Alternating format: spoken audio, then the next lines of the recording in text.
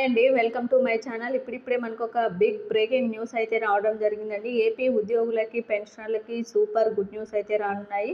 10 good న్యూస్లు అయితే వచ్చాయండి. ఎందుకంటే జగన్ కీలక మేనిఫెస్టో అయితే విడుదల చేయడం జరిగింది. ఒక్కసారి ఆ వివరాలన్నీ కూడా పూర్తిగా వీడియోలో అయితే తెలుసుకుందాం. మీరైతే వీడియోని ఎక్కడా కూడా స్కిప్ చేయకుండా ఎండ్ వరకు అయితే చూసేయండి. వీడియో నచ్చినట్లయితే తప్పకుండా లైక్ చేయండి, షేర్ చేయండి. అయితే ఏపీ ప్రభుత్వ ఉద్యోగులకి రిటైర్మెంట్ వయసు 62 ఏళ్లకు ఇప్పటికే పెంచేశామన్నట్టు గ్రీన్ హెడ్లైన్లు అయితే చూస్తున్నామండి. అదేవిధంగా ఓపీఎస్ విధానానికి వెళ్ళలేకపోయినా కూడా ఉద్యోగుల భద్రత, భవిష్యత్తురాలు, రాష్ట్ర ప్రయోజనాలు దృష్టిలో పెట్టుకొని పదవి విరమణ చేయబోతున్న ఉద్యోగుల కోసం గ్యారంటీడ్ పెన్షన్ విధానం జీపీఎస్ను తీసుకొచ్చామన్నట్టు చెప్పడం అయితే జరిగింది. ఇక అంగన్వాడీ వర్కర్లు, హెల్పర్లు, మున్సిపల్ పారిశుద్ధ్య కార్మికులు, హోంగార్డులు, 108, 104 వాహనాల డ్రైవర్లు, ఆశా వర్కర్లు ఇలా వివిధ ప్రభుత్వ ఉద్యోగుల జీతాలను గతానికి భిన్నంగా భారీగా అయితే పెంచాము. ఫలితంగా 3 లక్షలకు పైగా ఉద్యోగులకు లబ్ధి అయితే చేకూరిందంటూ ఈ యొక్క మేనిఫెస్టోలో అయితే చెప్పడం జరిగింది. అదేవిధంగా ప్రభుత్వంలో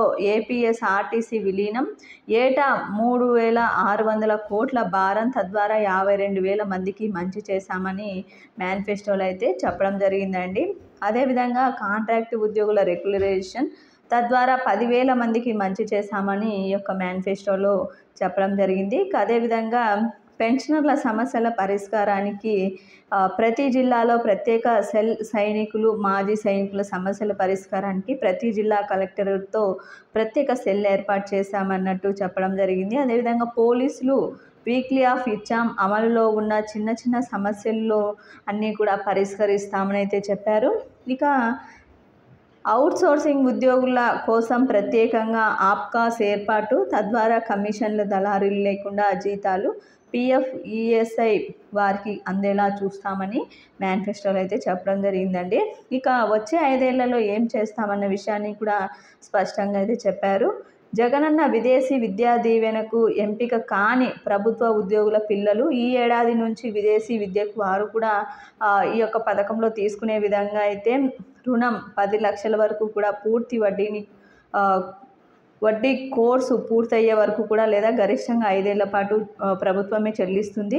అదేవిధంగా 25,000 వరకు కూడా జీతం పొందే ఆప్కాసు, అంగన్వాడీలు, ఆశా వర్కర్లు, అవుట్సోర్సింగ్ ఉద్యోగుల కుటుంబాలు విద్య, వైద్యానికి ఇళ్లకు ఇబ్బంది పడకూడదనే ఉద్దేశంతో విద్యా, వైద్యానికి ఇళ్లకు సంబంధించిన అన్ని నవరత్న పథకాలు వారికైతే వర్తిస్తాయి అన్నట్టు ఒక బిగ్ బ్రేకింగ్ న్యూస్ అయితే చెప్పడం జరిగిందండి. ఇక ఇల్లు లేని ప్రభుత్వ ఉద్యోగులకి తమ సొంత జిల్లాలోనే ఇళ్ల స్థలాలు 60% ఖర్చును ప్రభుత్వమే భరిస్తుంది అని అయితే ఈ యొక్క మేనిఫెస్టోలో అయితే చెప్పడం జరిగిందండి. ఈ విధంగా గుడ్ న్యూస్లన్నీ కూడా ఒక 10 విషయాలు, ముఖ్యంగా నవరత్నాలు ఏవైతే ప్రభుత్వం పెట్టిందో జగన్ ప్రభుత్వం అయితే ఈ నవరత్నాలు ప్లస్ ఈ మేనిఫెస్టోని అయితే విడుదల చేసిందండి. ఈ విధంగా చాలా అన్నీ కూడా చేర్చడం అయితే జరిగింది. మొత్తానికి ఏపీ ఉద్యోగులకు కూడా ఈ యొక్క నవరత్నాలు అమలయ్యే విధంగా, అంటే 25,000 జీతం వరకు కూడా ఈ నవరత్నాలు అమలు అవుతాయి అని చెప్పి ఒక గుడ్ న్యూస్ని అయితే ఈ మేనిఫెస్టోలో అయితే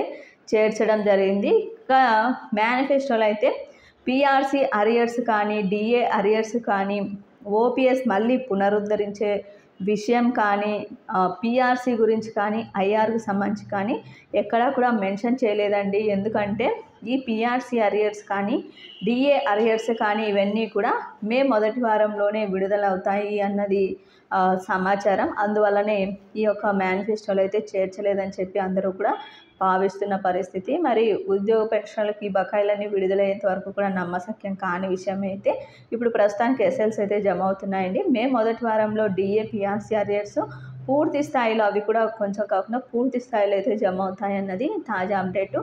ఈ మేనిఫెస్టోలో అయితే ఈ విధంగా అయితే జగన్ ప్రభుత్వం చేయడం అయితే హామీలు ఇవ్వటం జరిగిందండి. ఇది ఇప్పటి వరకు ఉన్నటువంటి లేటెస్ట్ అప్డేట్. మీకు వీడియో నచ్చినట్లయితే తప్పకుండా లైక్ చేయండి, షేర్ చేయండి. Thank you for watching.